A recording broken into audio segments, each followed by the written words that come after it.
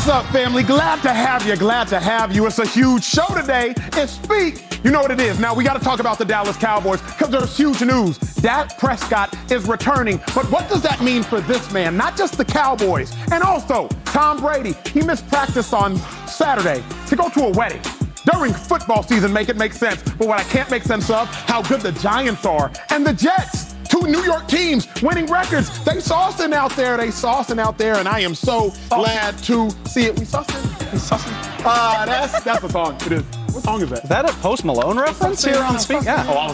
I made that up, right? I didn't know about this. No, that's a pretty big hit. It was a pretty big hit. Exactly. You probably plagiarized in school, didn't you? No, come on. I'm an honest guy. Okay, whatever. That's Dave Hellman, NFL Insider. That's the one and only Joy Taylor. That's my dog. Let's get it right. I can't do that. I can't do that. I can't do it from that side. I can't do it from that side. Anyway, that's Eagles all-time leading rusher. 2-5, live. Shady, LaShawn McCoy. Now, what was terrible yesterday, if you all saw it, was the Denver Broncos performance once again. And it had me finally realize, y'all, that Russell Wilson's legacy, it is in dire jeopardy. Period. See, people dictate your legacy. People vote on the MVP. People vote on the Hall of Fame. People talk about you that dictate your legacy. And people watch your performance. And those people that watch your performance are the ones that create the narrative about you. Well, 68 million people, roughly 20% of the American population, have watched Russell Wilson play 4 primetime games this year. And those people have collectively been disappointed.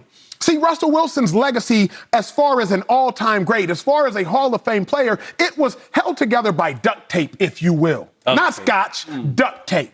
And the problem is, if you look at Russell Wilson's career too intently, you might start to see some blemishes. And 68 million people have looked at Russell Wilson's career now and are speaking out on it in a much different light. When I think about Russ and where he is as it stands right now, me, the person, realizes Russ's legacy is taking a huge hit.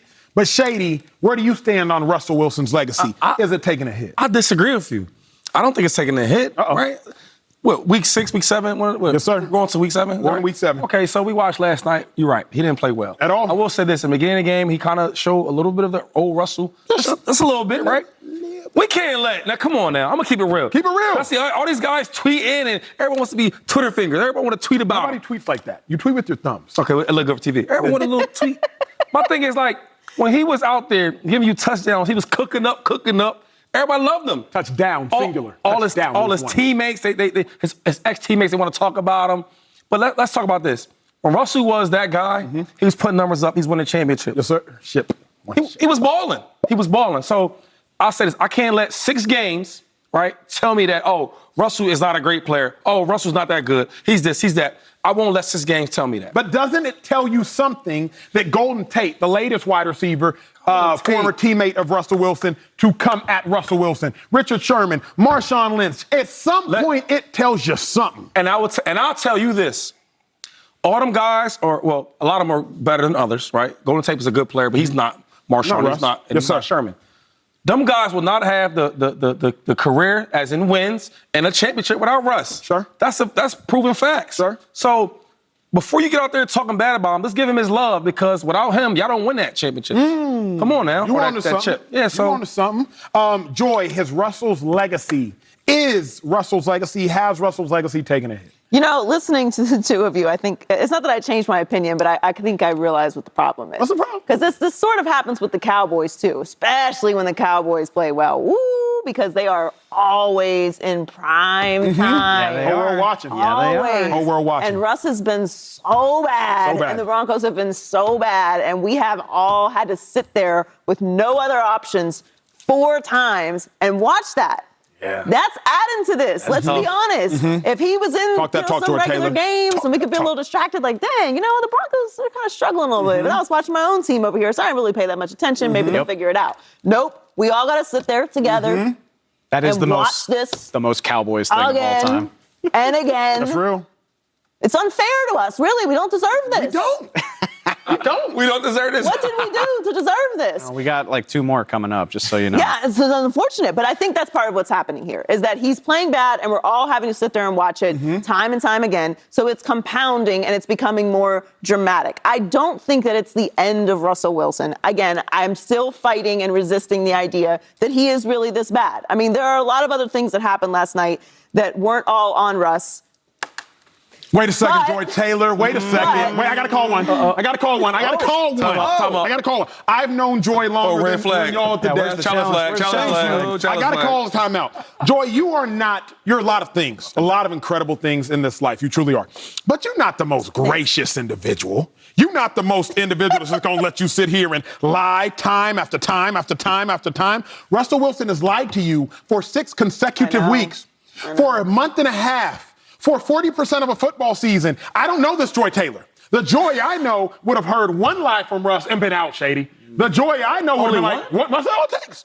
The Joy I know would have been like, nah, this ain't the Russ I knew. This ain't the Russell Wilson that I'm accustomed to. I'm leaving.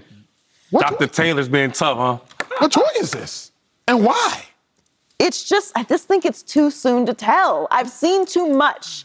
Russ's reputation, his body of work, and I don't want to bring it back to the Cowboys again, but in similar ways to Dak, is too extensive for me to just assume that after 6 games, he can't play anymore. Yeah. I can't do it. Maybe I'm wrong.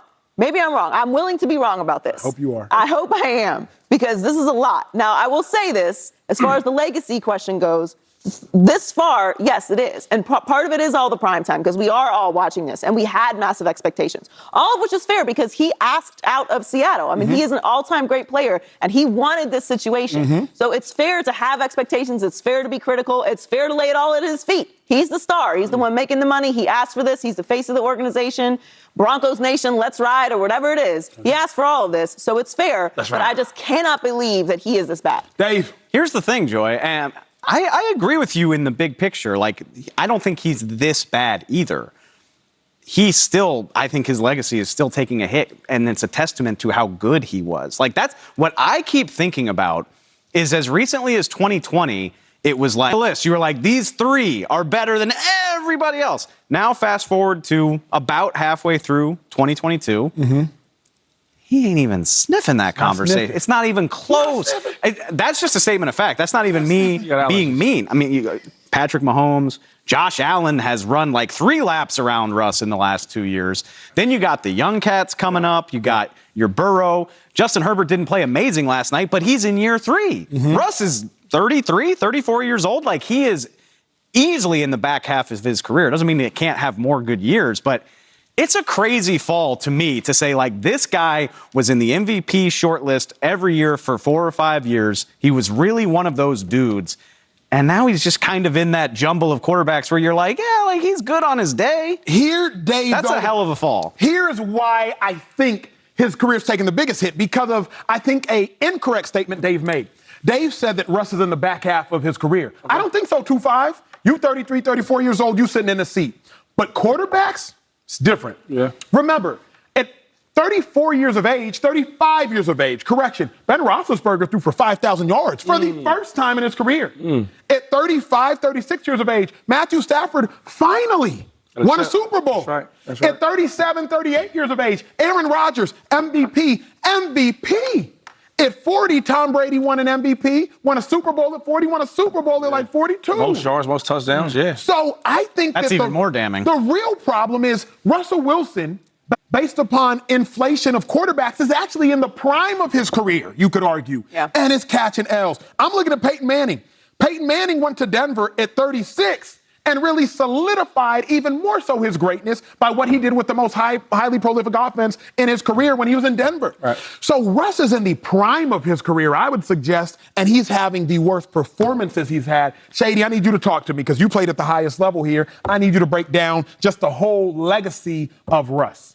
Well, I mean, we can't take away from what he did in Seattle, right? So that's right here. Boom. Yes, sir. That's a lot of this. Yes, a lot sir. of this, right? Yes, sir. Okay, and a small part that he's playing bad. Talk to me. Is in Denver. So I'm not going to use or take 6 games and say, oh, this guy's trash. Don't do that. He's not a great player. Sure. I would say he's probably what? The best offensive player that Seattle's ever had? We could argue. So we could argue. This is my thing. Maybe it's not going to click right now. Maybe it's not clicking for the first 6 games, first 8 games, first 10 games. Maybe it don't click this year. But let's say next year he gets it together and he gets rolling again. They gave him a big contract, not say, hey, you got to win in this year. No, they didn't say that. They said, we're going to give you a 4 or 5 year deal. We want to compete for some championships. We're going to be in the playoffs and et cetera. And he still can accomplish that. So before we write him off, let's give him his respect. And I'm not. He's struggling. I've been in a slump before. Everybody goes through slumps. Not this bad. You were never this bad. Man, but people go through slumps. Sure. Okay. Were you this bad? Were you this bad? I mean, I never really was like bad, right? It's probably like bad coaches and stuff like that. But hold on, real quick. Last year, right? Yeah. When the Chiefs were struggling, Mahomes was struggling, right? The first couple of games. Yeah. Oh, what's going on with the offense? This and that, third. What did he do? He took a second, right, and started going back to the fundamentals. Check down, small things. Yep. Now, Patrick Mahomes is better than Russ for sure. Of course. I'm not saying guys go through slumps. You can get out the slump. I hope you're right. You never been in a slump before? Yeah, I think every. Okay. I mean, it's fair to say. It's called writer's block. It's called writer's block. They had 130 yards in the first 2 possessions last night. And then what happened? Then they had 128 yards on their next 9 possessions. That's not. I mean, that's my point. Is like you're right. It's possible to go through a slump. Bad slump. We've almost played half the season. Like week 3, I was not worried. Even week 4, but now like it's into week 7. He's got another injury, by the way. Apparently, he's got a hamstring now. So like he ain't 100%. Is it going to get better? I'm not confident it's going to get better. To me, Joy. I think what's troubling to me is it'd be one thing if they're having to overcome the defense letting every team score 35 points. Right. Or it's a bunch of wide receivers that we don't know what they could be or what kind of talent they have. Now, the offensive line is a different conversation.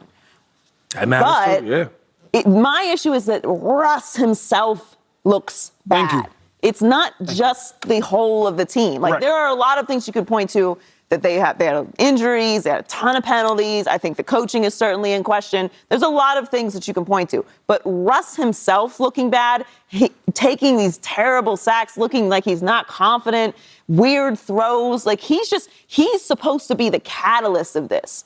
If you're the same as we were last year, what does that mean for you? That's more about that's more of what my issue is. I'm not writing him off yet. Again, I still think it's too early. I still think that there's time, especially, and I don't want to talk about next year or the year after. A million things, a million factors could change. Of course. And every single year is different. But for this particular year, what scares me is that Russ himself looks bad. 2-5. I hate when they do this to a lot of the best players. Soon they have a bad moment, he's done. For example, right? Would you guys say that Geno Smith is a top 5 quarterback right now? No. But he's playing like it, right? He's playing what I'm saying? So it got to be used both ways. Here's my thing. I don't see an escape for Russell Wilson this season for this reason. Russell Wilson's not getting relief. Jerry Jeudy's on the field. KJ Hamler's on the field. The running back you have this year, Melvin Gordon, he's on the field. If it was Tom Brady, I'd be like, well, you know what? Julio Jones, waiting on him to come back. Chris Godwin, not fully healthy. Mike Evans, he got suspended for a game. I could see relief coming for Tom Brady. But Russ, the hands you have, the cards you have, they're already in your hand. So the reason I don't have the same optimism is because I'm like, hey, I don't see the relief coming soon. Russ, if you want the relief, you're going to have to provide it yourself. Coming up, Dak Prescott is on his way back glorious for the NFL and for the NFC. But